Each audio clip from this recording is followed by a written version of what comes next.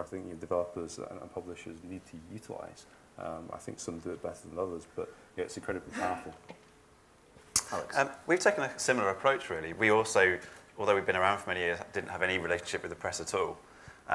So what we did was we very much played the indie card. I don't mean we went around saying, hey, we're indie, we're cool, because that just doesn't work. It's not enough. But what we did do was we used things like the IGF as our opportunity to get in front of press from around the world, not just the UK. When we went to GDC and had a stand there, we actually made sure we had some fun little stuff like badges and stickers. We particularly targeted the press. We had people who we'd already written to, and we said, come and see us. We'll actually show you what we're making. You can come and play with clay. And what we've got out of that is we've got a lot of direct contacts of people who just believe in what we're doing. And the person who's working with me to stay in contact with the journalists is Sarah, who's actually one of the clay modelers. And what we found is that a lot of the journalists just love that they're talking to someone who's been building things out of plasticine. It's not just not a PR company. It's not a managing director or someone. It's actually someone who's making something artistic. And most of the press are geeks, and they love it when it comes down to it. And that's what we can give them. Fantastic, thank you. Any questions? Who's... Sorry, Jerry, yes, absolutely. Can I ask a really stupid, basic question? How do you make money on something that you give away for nothing? Okay. Is this on? Something. Okay. I think it's a common misunderstanding when we talk about freemium or free to play. These are not new models. If you're in PC casual, free to play has been.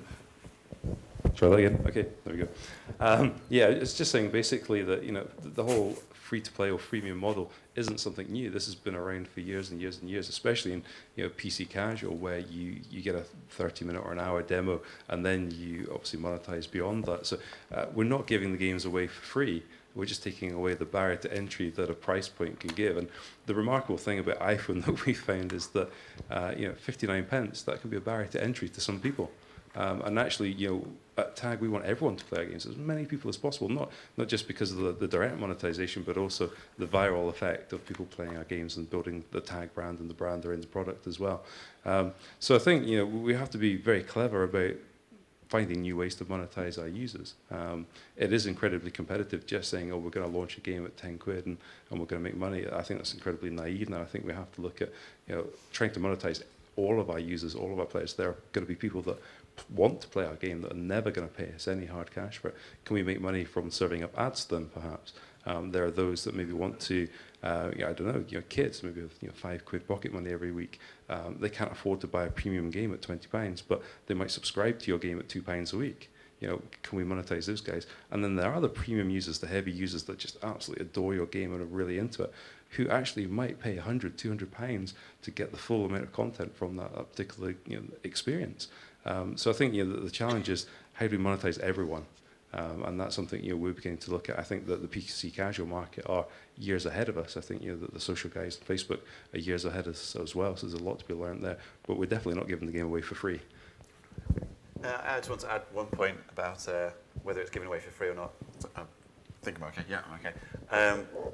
I was talking at South by Southwest to some of the casual game companies who do work on social networks like Playfish, and someone was telling me that one of their users spent $100,000 on the Farmville style game. Wow. And they thought there must be a mistake, it must be whatever, but they investigated it and he just genuinely had spent that amount of money. And typically the amount of money that people were spending was pretty large in comparison to what we might expect. So the freemium model is, I've had this argument with music execs as well, you're giving something away for free because you're making them buy something else off the back of it. You're not just giving everything away for free. I suppose the interesting question is that person that spent $100,000 on Farmville, did they feel they got value for money? And if they did, everyone's happy.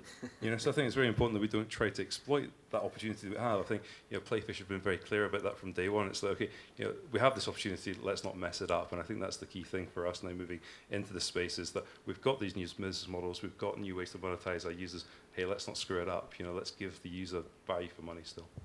Well, I suspect that whoever it was, his dad probably turned up the next morning when his credit card bill arrived, and he was less than happy. Any other questions? Yes. Are you able to give us the actual cost of the games in each case? Budget cost? Sure, I can give you ballpark figures.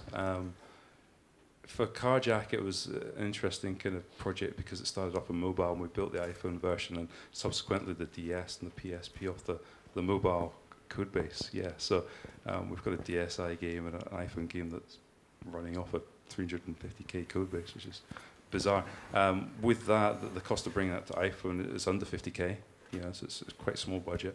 Astor Ranch is probably around about 70 to 80k to build these. So, you know, these are actually on iPhone. These are fairly large projects. I mean, you know, we've also created projects, you know, 5 to 10k on iPhone that have been profitable. And obviously, that doesn't excite, you know, the likes of EA and Ubisoft, where you would say, okay, we make a game at 5k and we're going to make 15k profit on it. But for us, that's really interesting. You know, if we've got 50 of those games, then it does become, you know, quite compelling. So it's a huge, it's a wide range for us, certainly.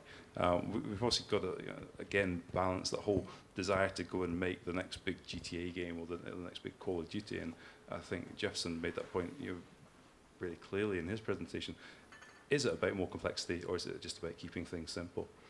And some of our biggest successes have actually been the simple games. I mean, we've shown 2 of the more complex ones there.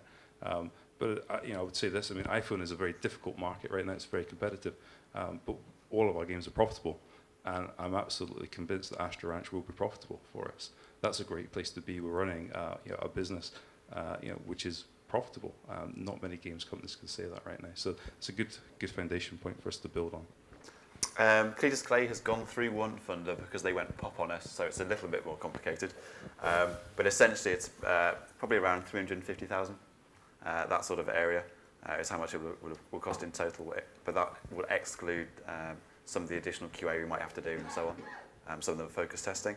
I just want to thank Screen Yorkshire, who helped part fund us, by the way. I should get that in. And from our perspective, the original game cost £1 million.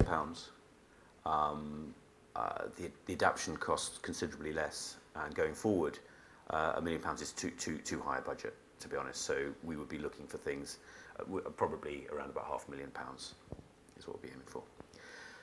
Do you have time for one last question? I'll say time's up at the back.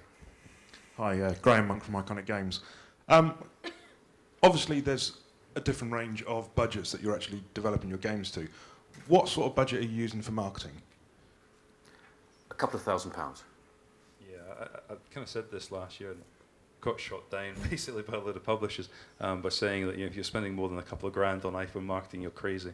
I stand by that fully. I think Facebook is a completely different platform.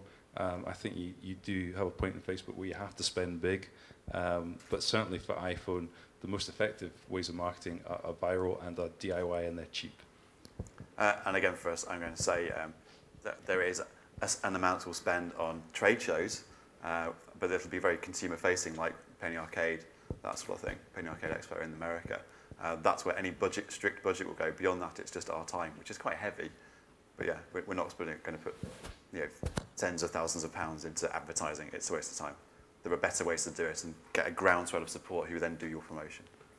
And the interesting point is then, how do the websites then survive, because they rely on advertising? So that's a different question.